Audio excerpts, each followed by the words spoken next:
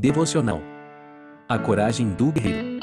Se você está seguindo Jesus, mesmo que por pouco tempo, você provavelmente está disposto a admitir que não é fácil e, definitivamente, nem sempre é confortável. Minha esposa, Alice, e eu estávamos casados há alguns anos e tínhamos acabado de estabelecer nossa vida em um lugar que amávamos. Eu tinha um ótimo emprego com benefícios e muitas oportunidades de crescimento. A Alice havia construído, do zero, uma empresa de fotografia próspera. Nós tínhamos uma casa grande e agradável, muitos amigos e familiares, mas então ouvimos Deus falar inconfundivelmente, vá. Não é preciso dizer que nós ficamos assustados.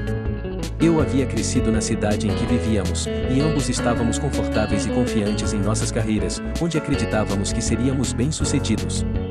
A Alice conseguiria transferir sua empresa para outro estado? Como seria mudar para longe da família e amigos? O senso comum dizia-lhe não vá.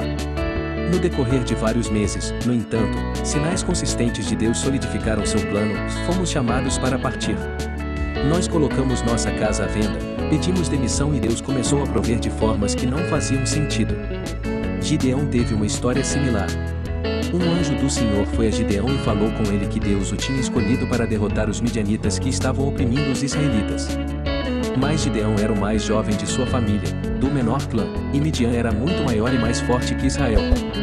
Mas Deus chamou Gideão de um homem de valor e o lembrou que ele estava com Gideão. Como eu, Gideão era um cético, então ele pediu ao anjo do Senhor para prová-lo que ele tinha o poder de Deus com ele. Momentos depois, o anjo de Deus literalmente acendeu um fogo com pães e caldo em cima de uma rocha. O que Gideão fez em seguida? Gideão adorou a Deus, e então se moveu com fé. Eu acho que a coragem divina é assim. Deus quer usar seu povo imperfeito para sua grande e perfeita vontade, e às vezes isso é intimidador e absolutamente aterrorizante. Eu aprendi, no entanto, que o medo vem quando focamos em nossas próprias fraquezas. Coragem vem quando lembramos das promessas e fidelidade do nosso bom Deus e tiramos o foco de nós mesmos. É só então que somos capazes de sair em fé com confiança. Considerando onde o medo tem te impedido de seguir os sinais de Deus. Que passo de coragem você pode dar para obedecê-lo? Obrigado por assistir, deixe o link, ative o sininho e se inscreva.